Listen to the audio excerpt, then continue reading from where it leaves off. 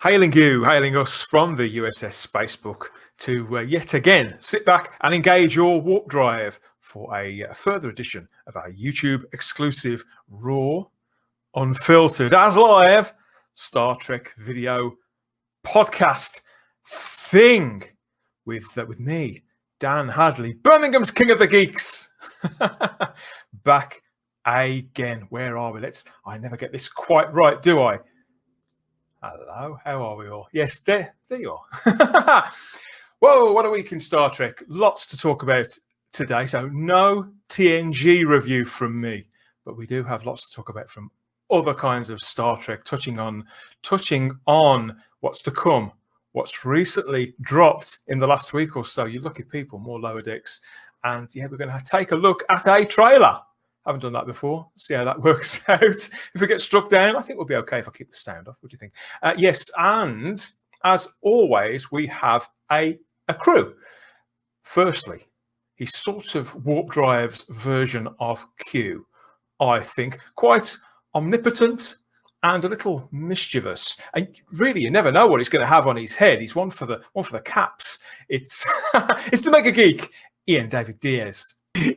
Hello. Hello, old bean. How are we? I'm all right, mate. All my caps are over there. Look. They're way over there. Are we into double figures yet? Not yet, no. But people keep sending me them. I'll wear them. Send him a cap. Send the Mega Geek. So you can have a mega stash. A mega stash. Yeah. That's the point. If you were Q, we could knock your name down, couldn't we? What would you rather be? Ian, so would you be IDD? Yeah, that no, it doesn't. I still like the Mega Geek though. Mega Geek's MG, Mega Geek. Mega Geek, MG. Kind of works. Yeah. And yes, the man. This is someone who's always got his directive well and truly primed to eliminate any pop culture debris that may be within his field of vision. It's the Rabbi Sviatobekin. Welcome back. I worked out from your introduction who in the panel you're talking about. I was like, oh, I'm sure that's not me. Okay, yes. I like to keep you like guessing, don't I? Oh, absolutely wonderful and wondrous. Because I've only watched 25 minutes of Star Trek this week, and it hasn't gone that badly. That's brand new actual Star Trek. But yes, as always, we have a fourth chair. We have our guest spot, and we're very fortunate, again, that he's managed to fit us into his schedule. It's the host of Let's See What's Out There, the mighty Keith Isles. Welcome back, Keith. Hey! Very slick coming in with that. Yeah, he's going off at the mouth. Hello, Keith. How's it going? Well, thank you for having me back. It's always a great to be included, so thank you. He's still smiling, everybody. He's still smiling. Yeah. So, yes, back for more Lower Decks. Are you all caught up now? You've watched all 6? Oh, I have, yeah. I mean, yeah. I was wondering about Keith, because when we last spoke to you, that was week 4, wasn't it? Maybe. Week 3, I think. Was it week 3? You're still with us. You're still holding. Shields are still holding. Yeah, I think Keith is get into it. Yeah, but I've got dealing with it. Super geeky and nerdy, but we'll fill us in as the time's going on. Yeah, and it has been. Let's get right into it, because it has been this week Star Trek Day, hasn't it? An entire day. The very first Star Trek Day that they say. I think they plan on doing it some more. Whether it's been a big success or not, I'm not entirely sure. But they did this on the 8th of September, didn't they, to mark the 54th anniversary of Star Trek, taking the lead from that big success that DC had with the DC Comics and Movies just had with the DC Fandom. So we've got several panels, lots of guests from across Star Trek history. And it all went straight to CBS All Access's YouTube channel. Has anybody caught any of this? Have you managed to catch it, Rabbi? Nope. Honestly, I'll be honest. Like if it wasn't for this show, there's no way I would be watching Lower Decks. Like, no way. And I think I probably would be out of Discover as well if I wasn't I just really dislike. I dislike it. I just like putting my time into it. I just like the attitude behind it. I just like it, everything about it is ugly and makes me feel dirty. So I think in the background, it seems that there's all sorts of things that are a little bit. I don't want to use the word problematic because that's quite a silly and overused word. But the mechanics of it, they're just giving off this big stink somehow, and everything that's leaving the screen that's coming directly in our direction just doesn't seem to be gelling, doesn't seem to be connecting, and also I wouldn't say it seems hostile towards its audience, but it's almost as if they're talking about a completely different product than the one they've been actually delivering. Yeah. Strange. I would say the CBS All Access Star Trek has pretty much turned into something. Yeah, you keep asking how your shields are holding, and I kind of think it's kind of like the episode with what's his name, Frasier in it. In the end with the Bozeman, he's the captain of the boat. Yeah. And that fantastic effect shot where it gets blown up over and over. No, the influence is blown up over and over and over and over again. That's what it feels like, just over and over. It's agony and brutality. Oh, it's just boring and painful, and everything they put out is wrong. Like everything they say, everything they do is wrong. But you know what? They basically put the one finger up to the fans, haven't they, by putting out that poster, which eliminated William Shatner. Completely. Did they do it on purpose, or they just did it because they're morons? No, I think they did it on purpose. Definitely did it on purpose. There's no way, if you're in charge of Star Trek and you're celebrating Star Trek Day, there's no way you can't have Captain Kirk in that poster. Oh no, there is a way. There's totally a way. Especially look, William Shatner on Twitter. Yeah, I know what he did. He's not part of the body, right? No, he's not part. Yeah, he's not. What's the? Are you part of the body? Yeah, he's arm's length, isn't it? No, and so like I can see them wanting to excise him, and then Chris Pine. Who cares? He must put Burnham at the front because that's their number one, the bestest ever, the woman who doesn't blink. You know,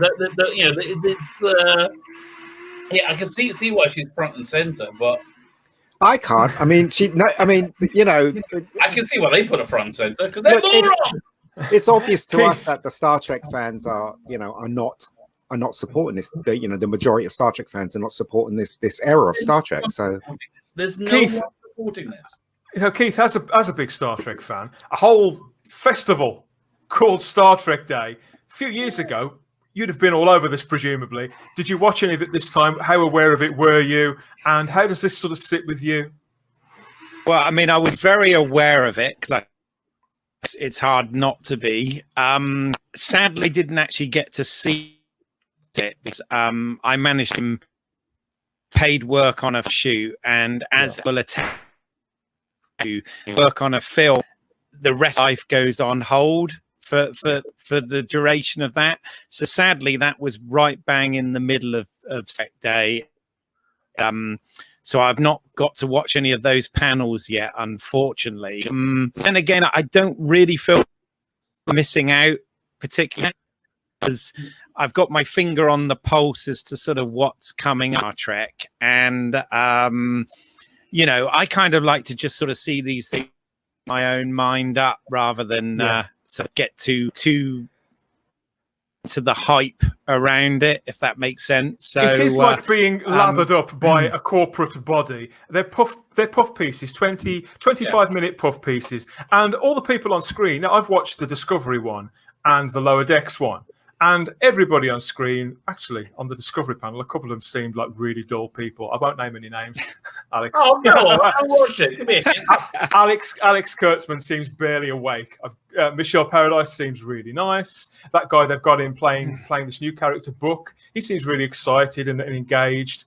And who else was on there? There was one other person. I can't remember who the fourth one was. Oh, it was the host, and she was just obviously she's paid to be excitable because to be smiling all the time, and she was sweet enough. And asked the sort of questions, the sort of lowball questions that you would have expected. So they're not, they are what they are really. The Lower Decks one with the Lower Decks team, they were quite They were quite nice, quite engaging people. Again, very, very excited and excitable.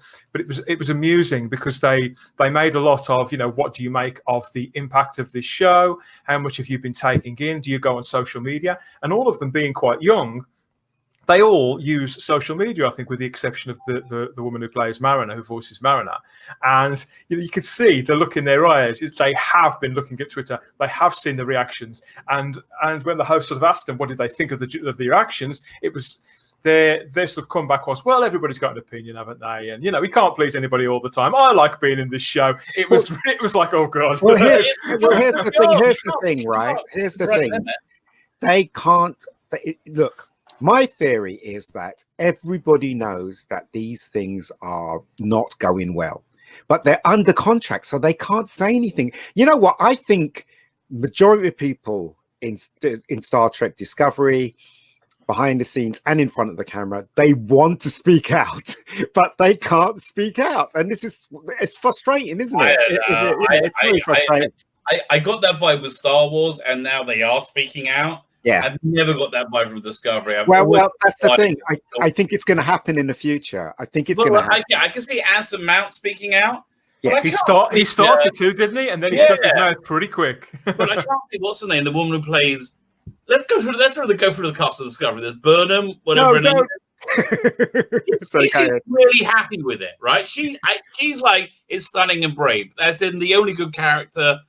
The tall alien dude. What's he called again? Saru. Jones. Stunning and brave. He's drunk the Kool-Aid. He's on board.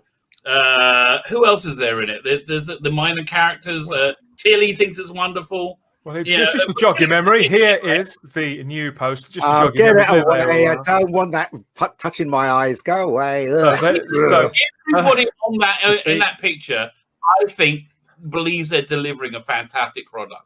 I think they're caster. Guys, we don't know that they're not yet, though. I mean, I'm going to be the voice of optimism here, right? I'm excited about Star Trek Discovery Season 3. I know you can't. I know I'm in the minority here, but they have done, Oh, he's gone. Oh, can't hear you. Have I gone? Sorry. You're back again.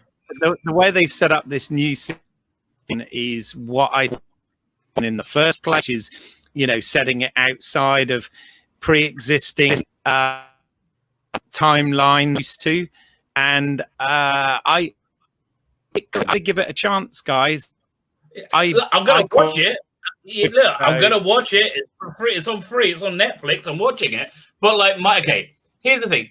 Yes, I think they're probably going to deal with the problems that they've been creating in canon. I think we're not going to have that.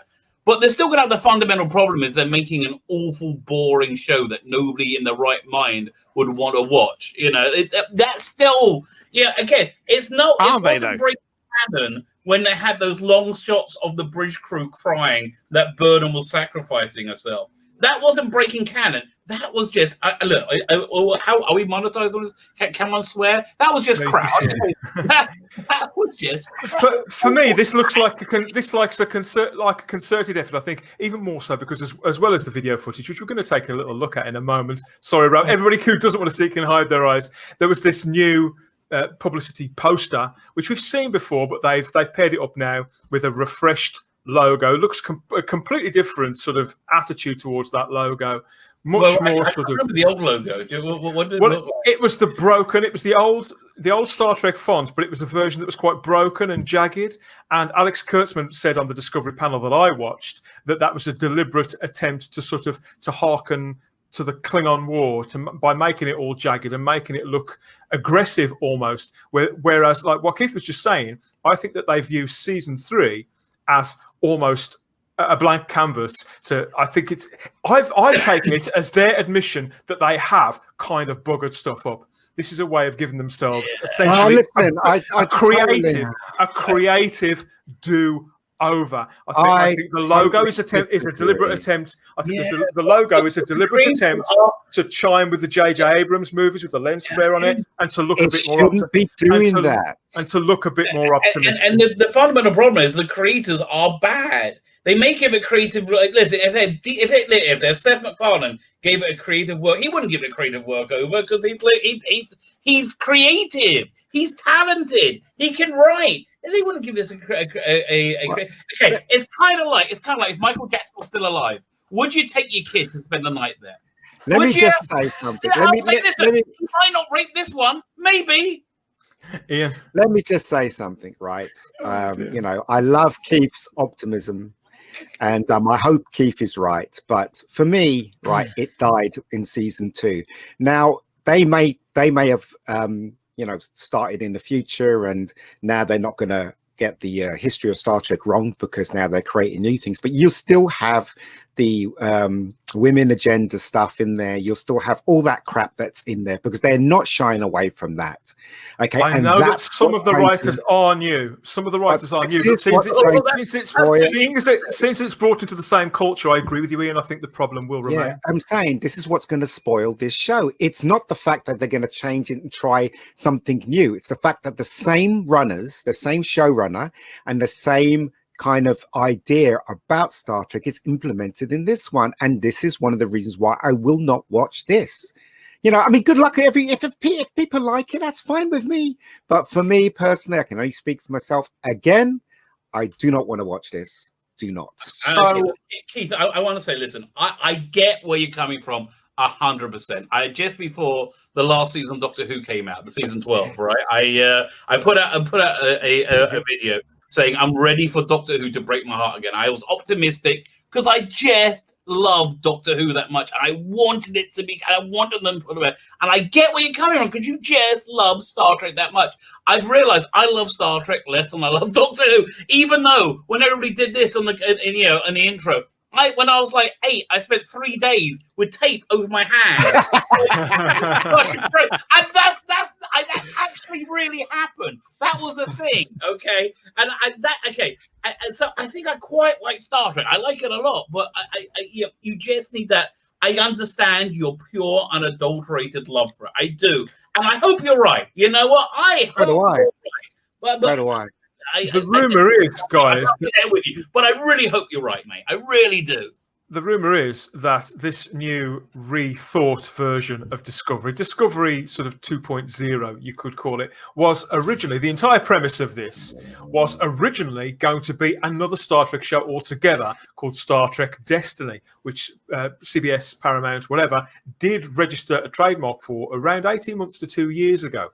And that the idea was that the premise was going to be set far in the future with Destiny. It kind of says it all. This is why I'm inclined to believe it, that the idea was to show the eventual future of the Federation and something in line with the other Gene Roddenberry show premise, Andromeda, that they made as a series already with that Kevin Sorbo. Was that the guy's name who played Hercules? It was a reasonably, mildly successful show that now people seem a lot more fond of that show now than when it was actually on. But yeah, if they're going to, good. No, I've never. I saw a couple of them at the time, but nothing that stayed in my memory particularly.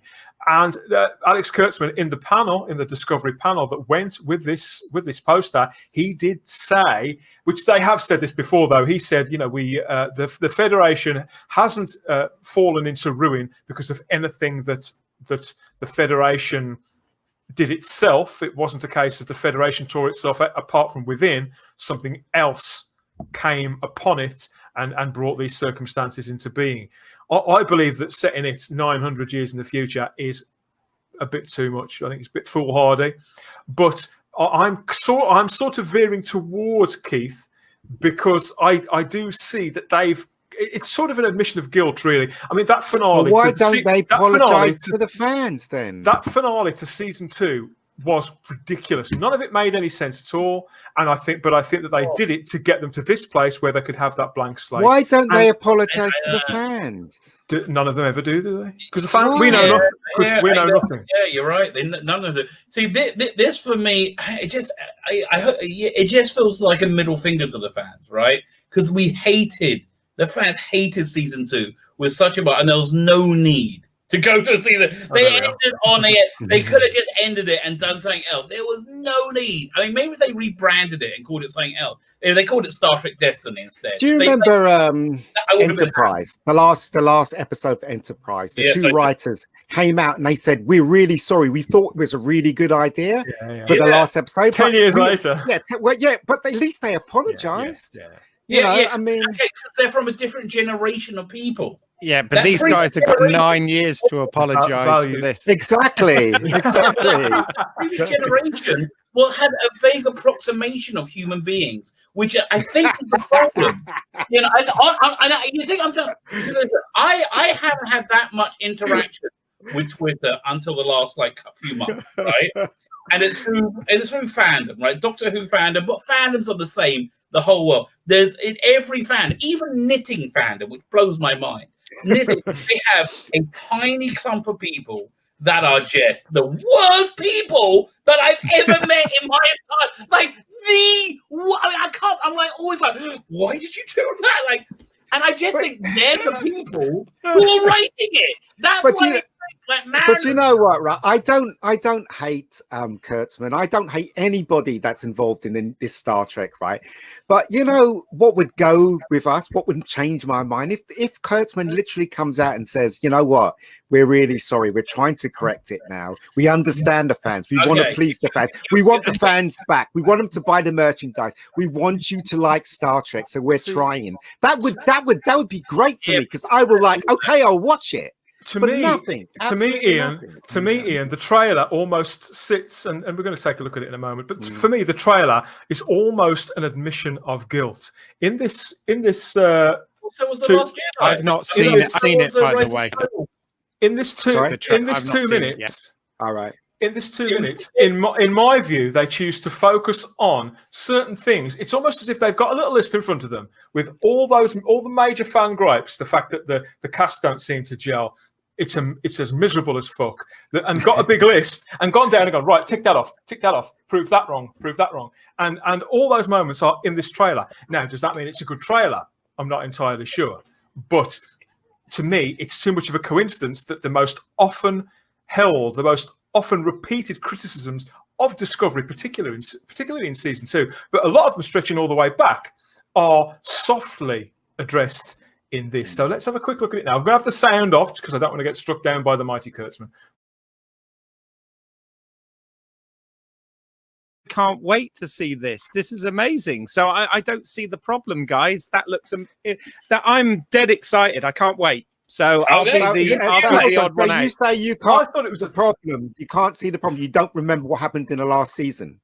You're going to forget all that, and then you're still going to support this version, which is still run by the same people, right? But I'm going to leave it to you, Keith. You're going to tell me whether it's good, and if you think it's really good, I will start watching it. I don't want to watch it now. No, but listen. In terms of last season, right? Yeah. I totally agree. The whole trying to redact history, stupid, and it was because they put themselves in that corner. The last scene, which was basically the advert for Strange New Worlds, was essentially exactly the same scene as at the end of Star Trek 2009. It was almost identical, so it was nothing new there.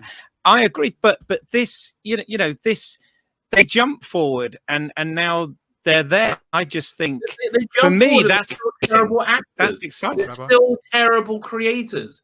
Yeah, again, what's the name of the one who plays Michael Burnham? She's a terrible actress. I'm sorry. No. Terrible actress. In that case, she's been directed to act terribly. I don't know what it is, but her performance is terrible. Saru, he did a decent performance. Robot Chick, I liked her until they started to make it. Until they went into a character, and I was bored. And then Michelle Yeoh, Michelle Yeoh can act, but what's her name again? This is done. It's like Jodie Whittaker in Doctor Who. Well, don't bring that up. She's bad at the job. I'm not convinced by her. Her emoting is freaking awful. She was okay Walking Dead, but she didn't have to do that much. This is all like this. Listen, no. I think you're being a bit hard. Rabbi, I think you're being a bit hard on Martin the acting. Green the acting was fine. Yeah, the acting is Martin fine. Green is. I don't think so. I love her. The acting is I have fine. no problem with the you know, standard of the Nor acting. have I. Nor have I. But Rabbi, do you still view this? I was wondering though what you were just speaking about. Yeah. It seems to me like they're trying to steer it down the traditional Star Trek route now of hammering it home that this is actually an ensemble show. After all, it is. Great. Yeah. But that's not been the impression. I think you're right. I think up until now it has been the Michael Burnham show. Can they pull an ensemble together from the bare bones of what we've? Because I think that's what they're trying. I think that's what they're trying to do. And I think it is. Dan, there's two different questions. It is, can they pull together an ensemble show, or can one pull together an ensemble show? Yes, you can pull together an ensemble show from the pieces you had. Can they do it? Of course they can't. Because Doug Jones is a great actor. Third time's a charm. They've had hit after hit, time after time to come up to bat, and they have there has not been one time they delivered. No, Over to you. I'm sorry. I'm sorry. I've got to say, I've got to be the voice of optimism here, right? I have to say, I'm having 6 now of Lower Decks, which I find incredibly hard to accept as Star Trek. Okay, I'm really for that trailer, even without the sound, has got me dead excited. I can't. The other thing that we all need to remember, I should say, Keith, that the sound is mostly music. Okay, and the other thing that we all need to, as Star Trek fans, is many of the beloved Star Trek shows didn't get their stride until the 3rd season. This is new. This is not, Star Trek's always won the beginning, because it hasn't. Okay, and we just think it's really easy to listen to all the stuff that's out there, and for that to get sort of cynical about all this shit. But I'm going to say that I respect all of your opinions, but I'm looking for Discovery, so I'm some 3. So I'm going to. I don't want to blame on your optimism. I honestly, I hope you're right. I really hope you're right. I'm sorry to be so negative. I really am. Come on. I think it's the place that they've taken us to this place over a period of 3 years since Discovery launched. It was 2017, wasn't it, Ian? I think it was 2017. Yeah. So you know, this is 3 years of relentless. But again, Keith, all due respect to you, right? And I love you, you know that.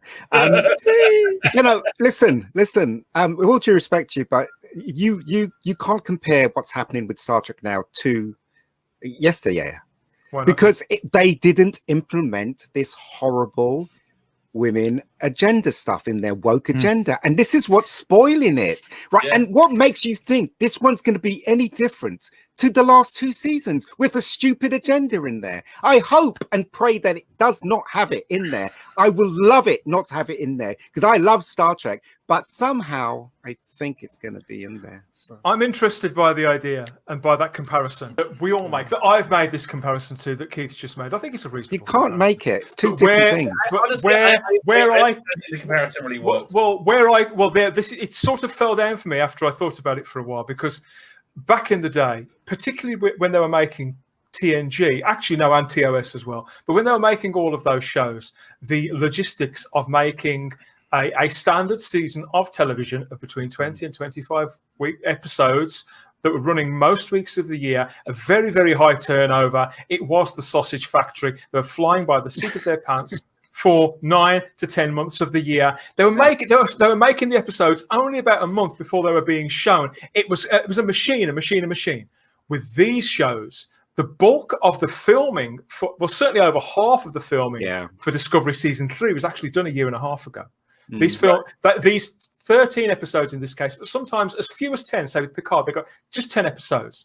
They have the equivalent of 2 years to make these, rather than week by week. Oh my God, what are the ratings like this week? Oh, we better change this. We better change. They've got all that time to concisely build something, a body of work that's tight and trim, and I don't think it should need because that was that thing with TV shows taking a couple of years. It wasn't just Trek. A lot of shows went like that. Even police shows went like that. But that Sausage Factory helped create quality. I'm really convinced of that now. In time, Let me come in a second. Somebody made a comment to me today, again on one of my videos, that a good writer can knock out a script quickly and put it together. A bad writer will take a long time to do it, which I think is what we're seeing here. You get 13 episodes over 2 years, right, or 10 episodes, whatever, and they spend a lot of time on them.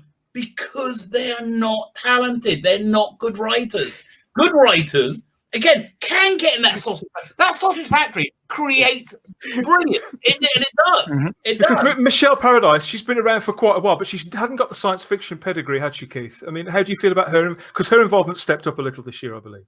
Yeah. I mean, I don't agree with what you're saying.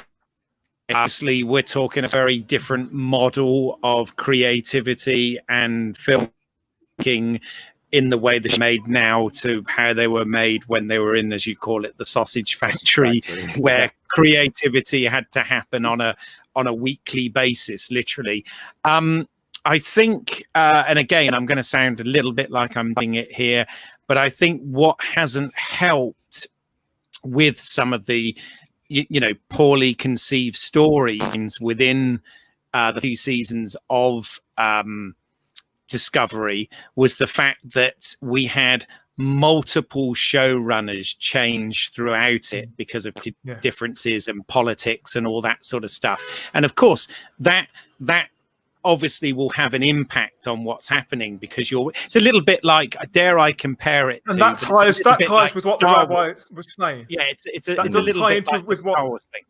Sorry. Yeah, that does tie in, though. I've just before I bounce it back to you, that does tie in with what the rabbi was saying about when he started to lose faith with Discovery. Was around the time that all that business with the showrunners, once Brian Fuller left and the first of the revolving door, that's Brian when it started, that midway point. Sorry, Keith, you're going to continue.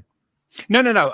All I was saying, and you're right, but no, I was going to say, dare I say it? It's almost like comparing. There's almost tired of hearing about it, but about Star Wars sequel trilogy, and there's a lot about that in the fact that they kept changing the creative behind the story of what was to be a serialized story line, right? And obviously, we got inconsistent problems because of that, and I really do believe that Discovery season 1 and 2 suffered from that very same thing. And I think having Michelle Paradise and a team of writers that are going to work specifically on this now is actually going to be helpful to the show, or at least I hope so. The optimist. Sorry, hold on 1 second. Me and Keith, right? Keith was like this when we were going to see Indiana Jones 4, right? He was so full of optimism, and me and Keith we were laughing. We went to the cinema, we queued up, and we got in. And what did Keith say to me at the end? I rest my case. What did you say? This is very true. I went in. I was actually like, I was a man, like a little kid, 30s or whatever when it came out, but I was like a little child, literally. I was that excited. And it was ridiculous. I was like a 10. I was so excited. And we went in, and I came out like an old man because I was broken. I found the lag time. I mean, what you said is terrible, and realized it's terrible has got way less. The first time, like when the Phantom Menace came out, right? It took us about 6 months. He called me out. Right. Again, the lag time in that when you watch something that's awful and realizing it's awful has shrunk to nothing. When the Phantom Menace came out, it took us 6 months before we could admit it wasn't very good. Like, what was up with that? And then with Last Jedi, it still took me 3 or 4 days, and I was like, did I like it? What? My brain. But now it's like, okay, that sucks. That's awful. Because you couldn't quite believe, could you, that the people running the show had got it quite that wrong, and you have more faith in them than you have in yourself. I don't care. I don't care if Keith is right over me. I hope he is, because you know what? I love Star Trek, and I want Star Trek to work.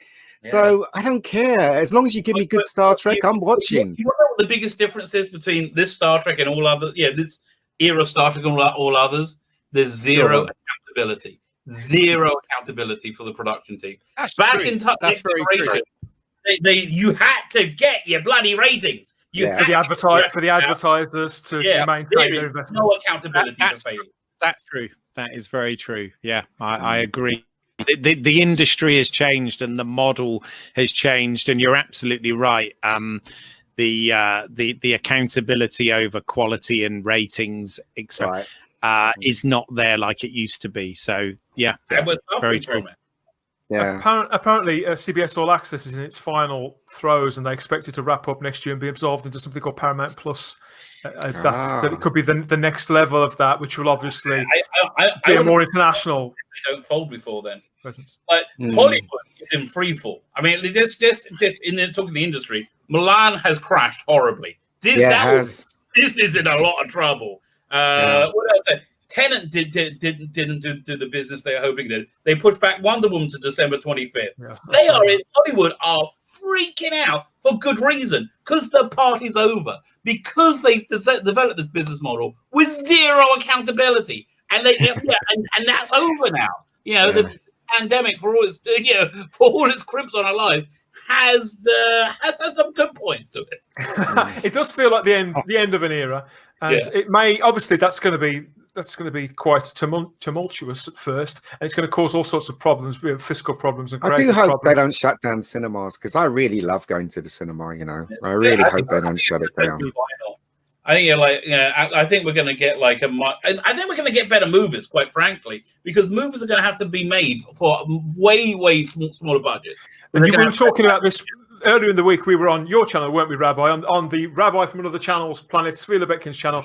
Links in the show notes, as always. But we were on a regular show that we do there called The Video Vault. And we were talking about the Sam Mendes movie, 1917, last week. Don't miss that. We had a great conversation. And you made the same point there as well, didn't you, Rabbi, talking about that film? And you feel it could apply broadly.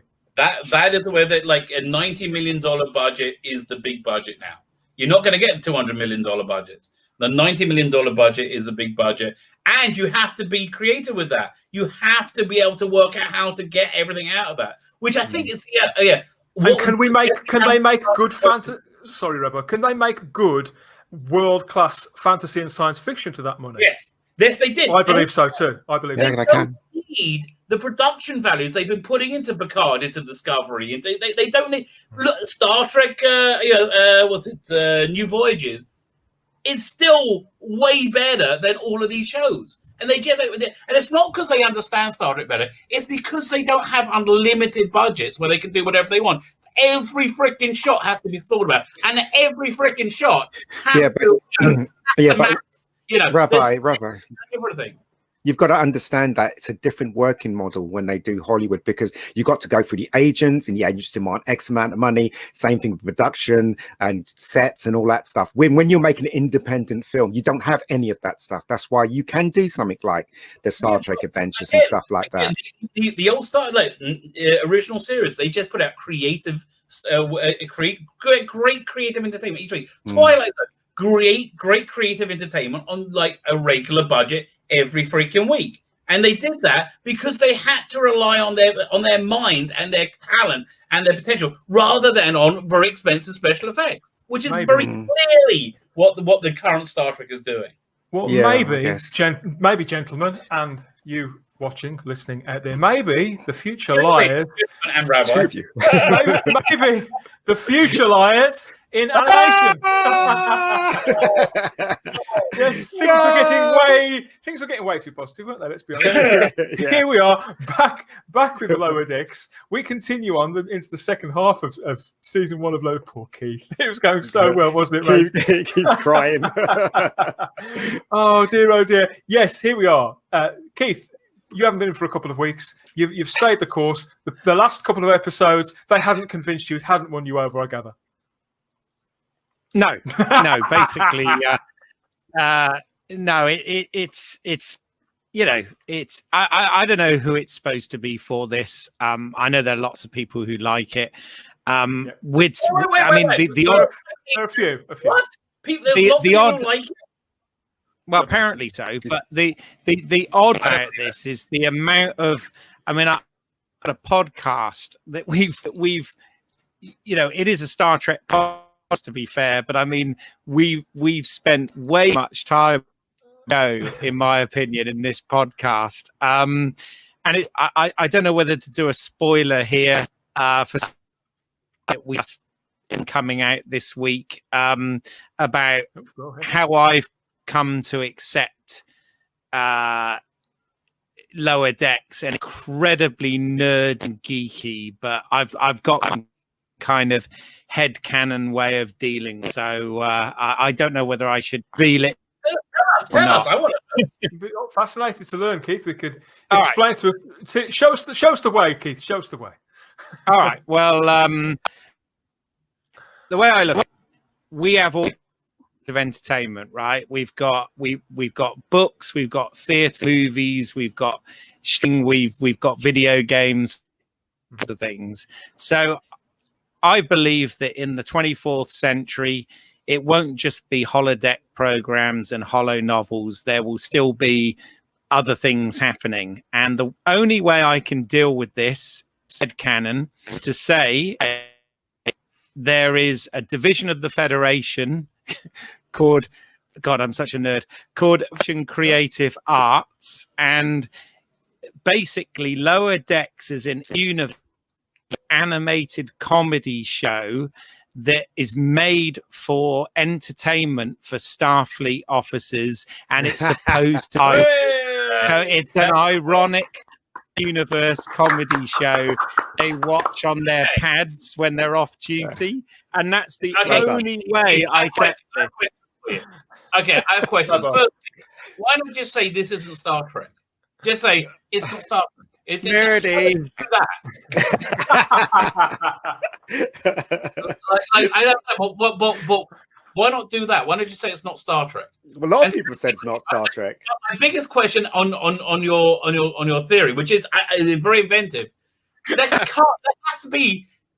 It can work if it's a comedy show in the evil Mirror universe, right? This cannot be the people in Star Trek Next Generation wouldn't laugh at this. They'll be like, What? They might do. Well, that's why it's an ironic. That's why I said it's made to be not just a comedy animated show, but it's actually supposed to be ironic. This is the only way that explains how Starfleet officers can behave the way they do. You know. But isn't it easy? This is what I do. I just say it's not Star Trek. I mean, it's not Star Trek. It doesn't. It's lying. It's not Star Trek. I know it's got the logo. I know it's got the right font. I understand they put in a gazillion ridiculous, absolutely ridiculous references that none of those characters would possibly know in a million. Nobody knows the sound that Voyager's engines make. Bloody later. They drop. Listen, guys. They drop more names than Problem Being does. Don't They do, yeah, they do, mate. They do. We love you, mate. Keep on being here. But yes, the clangers. Week on week.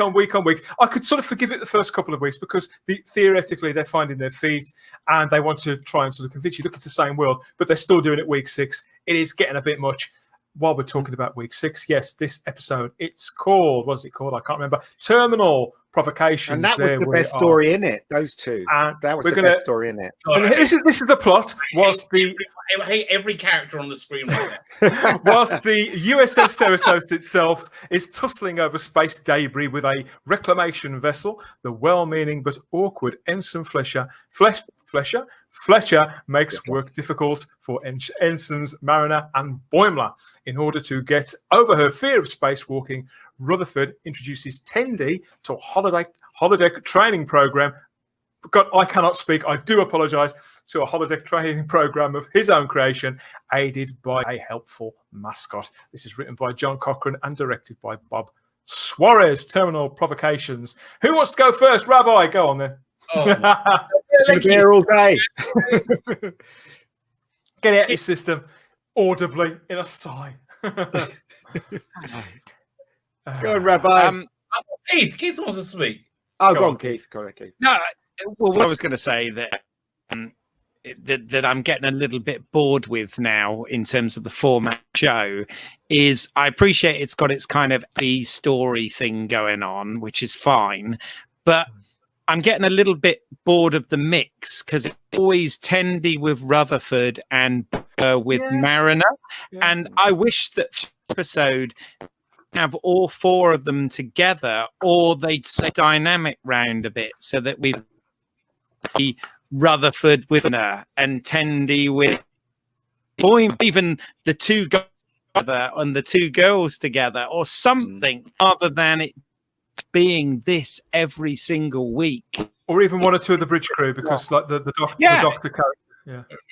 Listen, it's almost as if it's written by people with no talent whatsoever to write TV shows or Star Trek, and they're given a list of checklists of what they need to do, and they're given parameters for what the characters can and can't do, and what they will do, and that's it. There's no character development. There's no growth. There's not everyone on screen. I hate them all. I absolutely.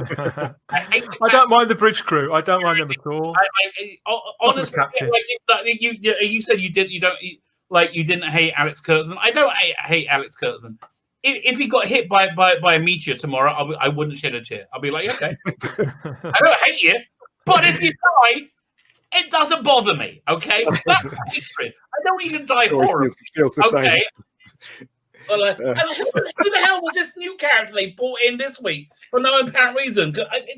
Fletcher character in the middle. Again, who the first 10 minutes he was really great. He was good at everything, and then after that he was terrible. And somehow he made the computer sentient, and nothing makes sense. Nothing makes sense, and nothing matters, and every character is awful. And I just wish this would just be erased from reality. I want people. Oh, that explains it.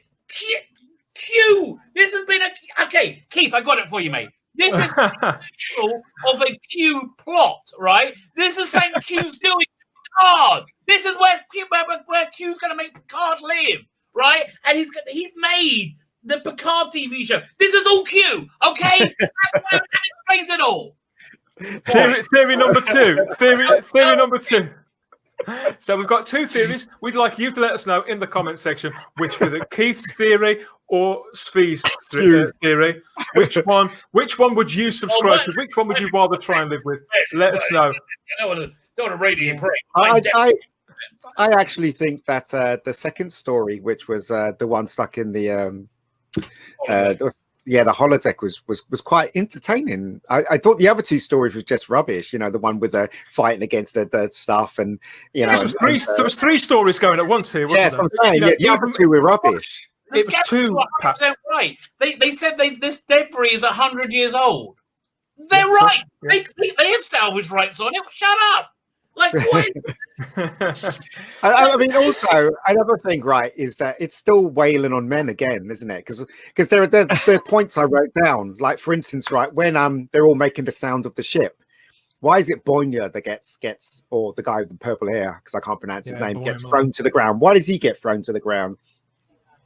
You know, and who's this Fletcher guy that's suddenly come in? Suddenly he's an idiot. Apparently Fletcher has been in before. Yeah, He's been good, and then they realize, oh wait a minute, he's a guy.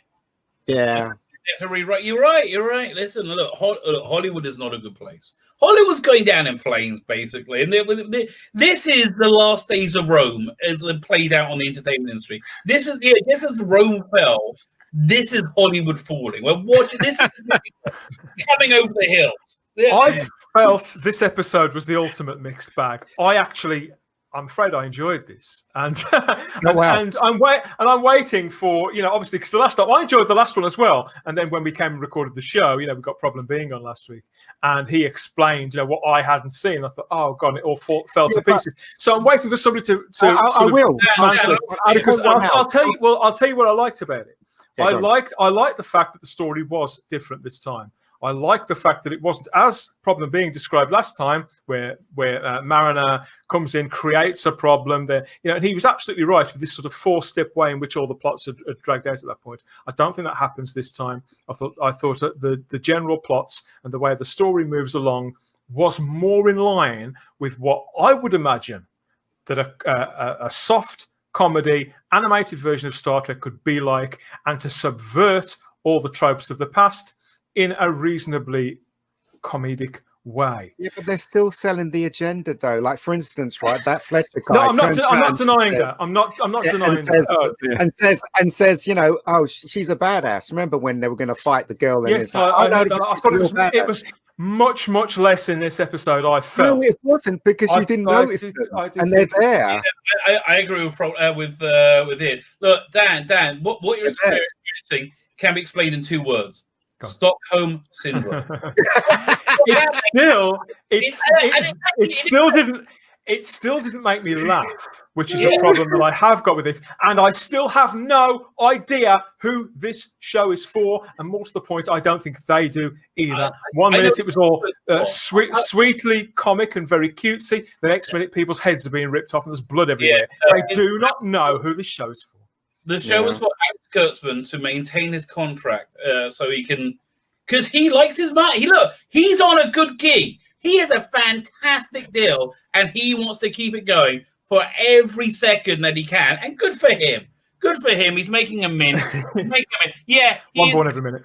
Massive shit over Star Trek repeatedly. Yeah, it's not just a shit. It's more like diarrhea. But it's more of a diarrhea that never ends. It's like a regenerating diarrhea. A prime example of what I wanted. Keith, a prime example of what I wanted from this show is in that picture on screen with the 2 tractor beams. That kind of gentler comedy, taking something with a visual signature from Star Trek in the past and just showing, because we all know that tractor beams are silly. Everybody knows that. It's all very, very silly. And so to just play with it sort of gently on screen like that, I quite like that.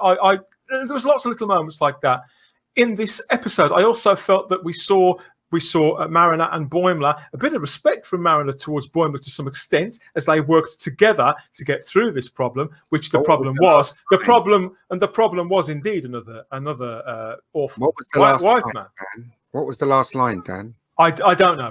You'll have to remind me. What was the last line? I can't remember it, but it ended on that note again, didn't it? Whereby she was saying, "You're still my bitch," basically. Yeah, exactly. And that doesn't sit well. But we are talking about like 5 seconds of a 24-minute. No, show, but there's more in that show, though. There's more in that episode. There's loads more. Do you feel? Sorry, I've just finished laughing at Rabbi. Sorry, that was your rant. Just crap. Feeling, and I don't know. I ended up watching half of episode 4 because I only got half of it, but was it, which says a lot. Half episode 4, 5, and 6 sort of back. Yeah. But are you think that there's almost a bit of a romantic comedy trope going on here between Mariner? Because the episode where Boimler wasn't really sexy because he had a parasite pheromone, but the one where he got a girlfriend, I got the sense that actually Mariner was a little bit jealous. Did you see that, or is that? I agree with you. Yeah, because Mariner views Boimler as like her tribble, like her pet. She can do it. That's basically what it. And she doesn't like him playing with him. I think that's what. Yeah, listen. What you're saying is very probable. I can see there being some kind of love triangle with Mariner, Boimler, and the second in command, whoever it is, the standby Ransom. Captain I can see that kind of going down. But honestly, who cares? Oh my god, this whole thing with the holodeck breaking down, and listen, I don't understand really. It's one of the biggest Star Trek tropes from the TNG era, isn't it? The holodeck malfunction. I do like that. I did like that story. Yeah, I like that story. Why did Did you that not work for you find then, Ian? Why, Badgie annoying? Yeah, Why like, did you actually, find I Badgie do. annoying? why did it work I for did. you? Why did it work? Why did it What- work for you though, Ian? What? Because- Tell me. Because there was no, as far as I could tell, there was no agenda in there. I mean, the girl, the green girl, she was just as scared as I can't remember the Geordie guy's name, Geordie Ripoff guy, and they were both working together. There was no point where he slagged her off or she put him down. You know, there was that danger of Badgie was going to kill him. Do you know what I mean? And it made sense. The whole thing made sense, and it wasn't amusing. Didn't find it funny, but it was entertaining. That bit was entertaining. And the reason why it's not funny is because they still haven't got that tone right. That's right. That's right. Totally off. But I don't like the fighting against the stuff in the space. I thought that was a stupid idea, and I really hated Purplehead Guy and the main Mocky Spock. I hated that story because everything she did was right. Again, you know, and everything that looked like she was complimenting Purplehead Guy, but she wasn't. She was slagging him off. If you read between the lines, the last line in that episode, you look and see what she says. And I just sighed when I heard that line towards the end of the episode. I thought, what? You As if still the had to get characters- one in. No, the characters hadn't progressed. Her respect for him hadn't grown at all, even though they'd worked I together. can see to what achieve a Keith's goal. saying, though. I can see what Keith's saying. Maybe they are growing to get a relationship and stuff like that, which would be great. You know? Rabbi? But you know what would have really worked, and again, I think at a fraction of the budget they're doing. I just thought of this. If they did a weekly improv show, a weekly Star Trek improv show, and there was this thing on Netflix with who was it? I can never remember his name. The guy from Silicon Valley. What was it? Have you ever seen the thing where they make up an improv thing on I the heard him interviewed the other week, and I can't remember his name. Yeah, So I didn't watch that show. that's really good. I reckon if they got a bunch of like talented comedians and they had to push something out every week, they give them a Star Trek set, they give them like 3 sets, right, and a live audience. That would work. That would be funny, and that would actually give us kind of like and then they do it as live. I think that would deliver what they want. Mm. Oh, CBS, why did you come and talk to me? Do you know that? Badgie reminds me of, remember that little paperclip you used to get? Yes, Yeah. I've got that. I've got that in my Yeah. notes. The paperclip in the old version Yeah. of Word. Yeah, I think that was intentional. I think All right. it's supposed to become was the Microsoft paperclip thing. Paperclip, yeah. Did it work for you, Keith? Did it amuse you? This show this is the sad thing. Rarely does it amuse me, and amuse me. It is some reference where I can't remember what mode it was in, but the guy said something about it being so stressful being on a starship because having to time travel to save the world from some person and all that.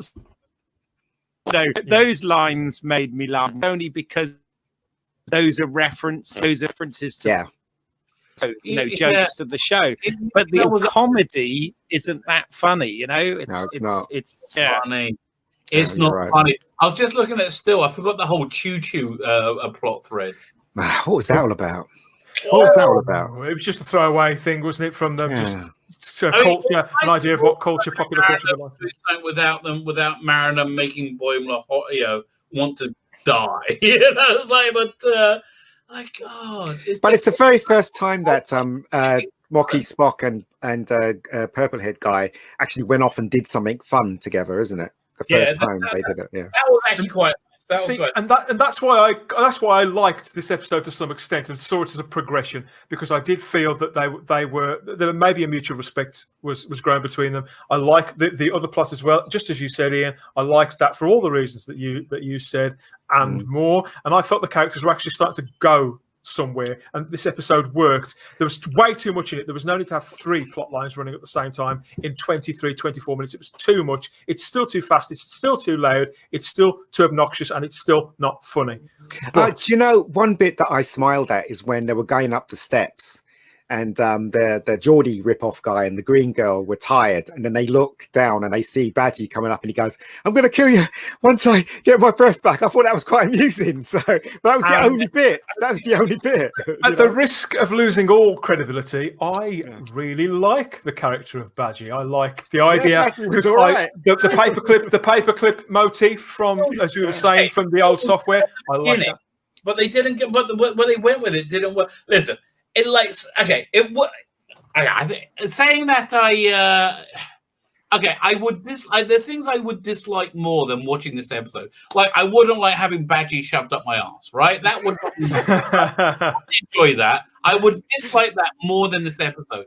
But that doesn't make this a good episode. No, of course not. Of course not. We agree. But I've seen some people sort of slagging it off on principle based on Badgie and like, what the fuck is this sort of thing?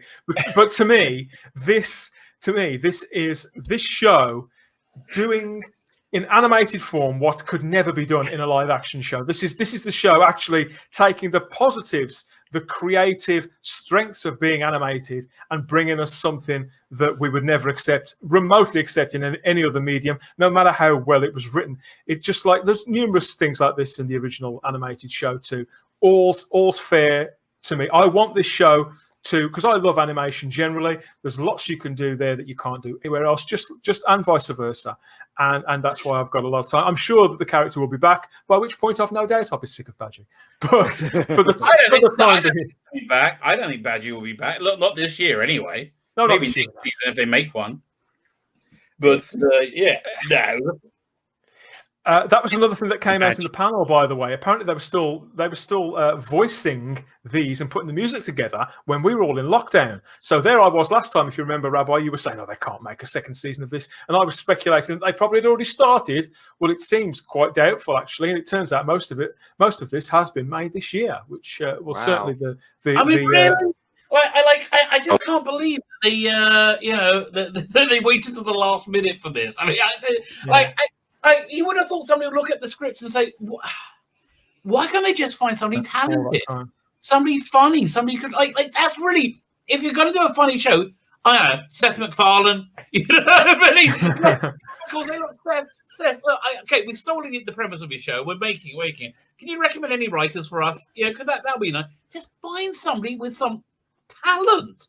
You know, some comedic talent or writing talent, which they don't have. The time-honored way it used to work was that shows would have a first season, and they would either stand or fall. But shows would have a first season, and usually after that, what would happen is that they would hopefully find an audience. But other people within the industry, like other writers or directors, would say, "I'd really like to work on that show," and they would make it known, and said writer would produce an episode. And gradually, I believe that when that does happen, the game and the standards of the show generally begin to improve as the show grows on and evolves and becomes, it starts to carve out a niche and all the rest of it. But I don't think that's going to happen with this somehow. I think they've got their bubble of like 5 to 10 writers, and they beaver away. They bash these scripts into shape. Say, yeah, okay. I won't say that they actually say that'll do, but it's almost a case of, we've pushed this around and played with it for as much as we can. We've made sure it's loaded up with all these references that you were clocking earlier on, Rabbi.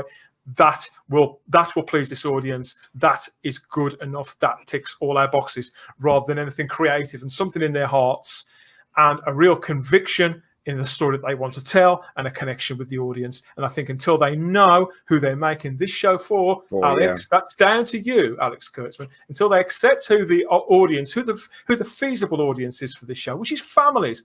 This shouldn't be an adult thing. It should be aimed at families very, very clearly.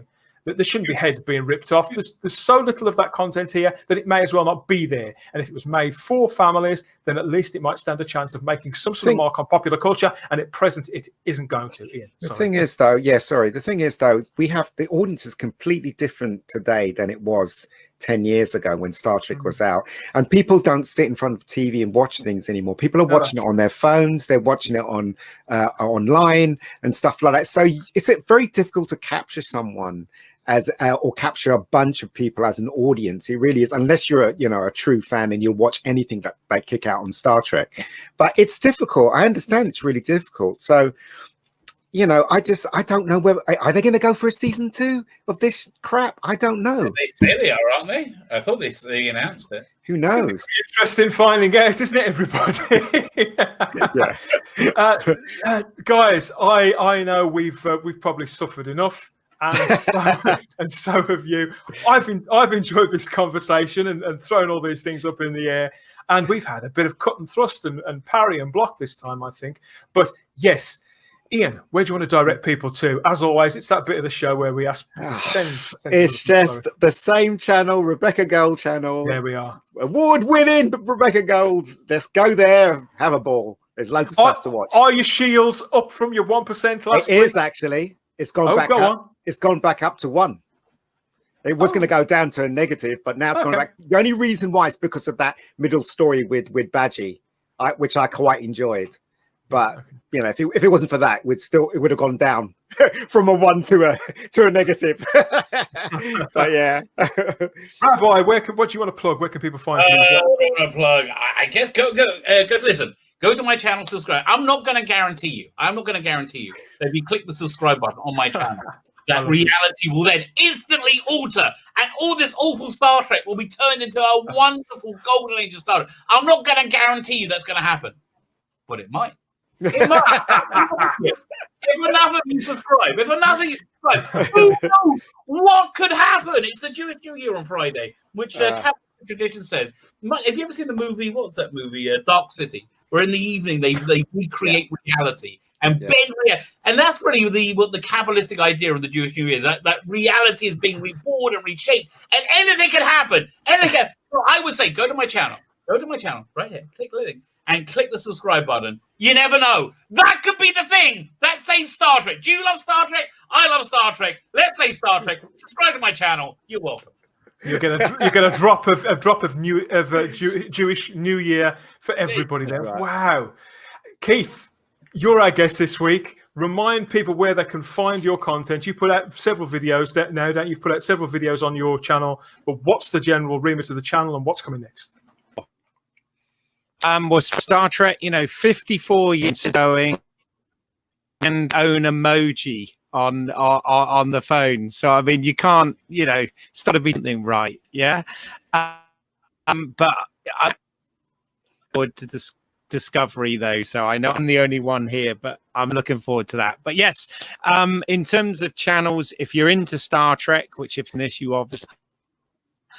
My cast is called Let's See It's Out There. That's every couple of weeks. You can find that on Apple, Spotify, or and that's hosted with Pete, who's based in the US, who's a big fan. And in terms of my other chat, if you go to Media Build on YouTube channel where review physical media. Oh, thank you. There it is. Yeah, that physical media. I talk about the one coming up. I did an unboxing, but we're going to be looking at the Psycho 60th anniversary 4K edition. There's plug, and there's reviews. And also short films, British Isles, EYLES, as in my last name here. Sorry, I haven't got this right, have I? Here, you can. You can short film made there. So there you go. Can I ask you? Is that Psycho edition? Does it have the remake as well? The Vince Vaughn version? No. It's purely the original. That looks fantastic. I'm really into that. Yeah, this actually has an uncut. I've not an uncut version of the film that's not been seen since '60, which was the cut that Hitchcock originally wanted to show before the censors went in and changed it. Now I think about seconds rather. It's slightly. I'm looking forward to getting stuck into this, and I'll do a full review soon. Wonderful, looking forward to it. And yes, this is the bit where I come in and remind you, we're here at the coalface with Star Trek. The Final Frontier every single week, most of us. Show your love and appreciation, or just show us that you're with us.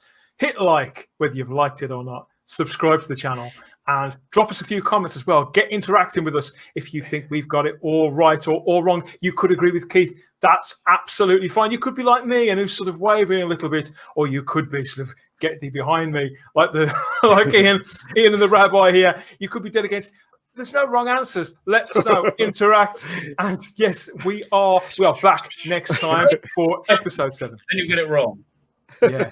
Like, subscribe. Takes a moment to hit the subscribe button and keep watching the channel for more content coming soon. Yeah, there's lots more coming to the Spacebook. And don't forget our social media groups as well. Come and talk about all things Trek in Warp Drive, a Star Trek fan group on Facebook. There's that's I think it's kind of a bit quiet in there at the moment, actually. I think people are sort of still gradually taking it all in. We'll see how it goes by Christmas. Thanks for joining us. Thanks for your time. And yes, gentlemen, thank you for your conversation. The cut and the thrust and the parry. Absolutely wonderful. Phaser's back on stun. Stand down. We'll see you again soon. Bye-bye. Bye. Bye. Bye.